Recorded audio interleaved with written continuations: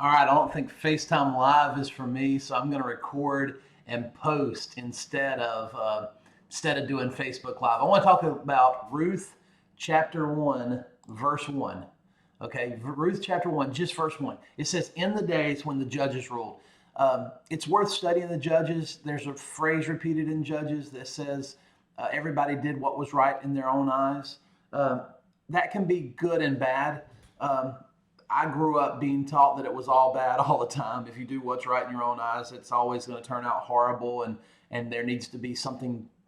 We need to progress beyond that. But when they progress beyond that, you get kings, and kings is pretty nasty too. So there's a lot of bad things that happen in Judges, but there's a lot of bad things that happen in kings, and kings certainly, having a king was certainly not God's plan. So anyway, we're in a time when everybody's doing what's right in their own eyes, and there's some good and there's some bad. But during that time, there's a famine. Okay, so when you think famine, I want you to think bread lines. I want you to think about a pandemic where all the toilet paper's gone, all the food's gone, the day before the snow, and you walk into Walmart and all the milk and bread are gone. It's like suddenly people are going to eat milk and bread for the next. Well, I'm not sure what they do. They just dip bread in milk. I don't know. Anyway, but it's all gone. All the food's gone. Imagine being stuck in Texas. Maybe you're stuck in a hotel room in Texas and you have to pay $10 a meal for $12 a meal for, you know, grilled cheese and tomato soup. There's not much to it, but it's just you're starving. You're afraid you're going to run out of money. And think about Katrina. Think about Hugo. Hugo was a long time ago. I guess I'm dating myself. But anyway, you think about a time when all the food's gone and you're so afraid that you're going to starve. And then I want you to think about being in Bethlehem. Now, Bethlehem was known as the house of bread. So this is a place where they were supposed to have plenty. Imagine being an American where, it's the land of the free and we've got plenty and there's a lot of, there's very, very little starvation in America. Think place of bread, a place that has plenty. And then think about being so afraid of not eating that you take your whole family, your wife and your two sons, and you move.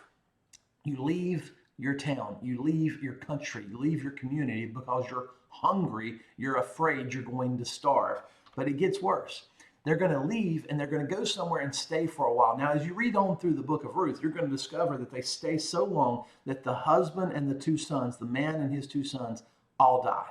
Okay? So they go to Moab. Now, we're going to talk about Moab for a minute. Imagine that you're from a place known for bread, known for plenty, but you run into a famine and you have to go to a place that is enemy territory.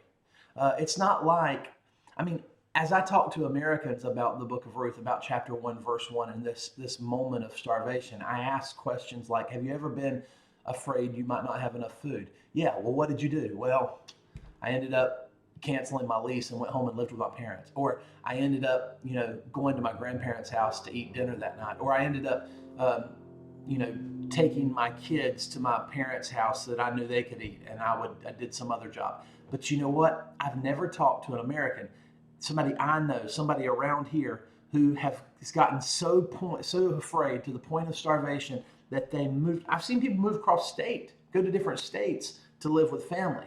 But I've not seen somebody so hungry, so scared to the point of starvation that they decided, I'm going to move to Iran and live with the Taliban, or I'm going to move because I'm afraid I'm going to starve. That's just foreign to us. And if you're going to read the book of Ruth, and you get started in there, you have to start understanding that this was a people, this was a family so afraid of starvation that they moved into Moab, and Israel were not friends. They moved into what was considered enemy territory.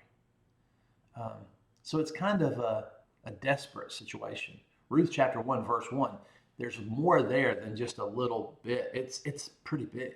They move because of a desperate situation. We could just spend today thinking about the fact that we've never been in that situation. Or maybe you have, and you want to tell us. But bottom line is, desperate situation, desperate times.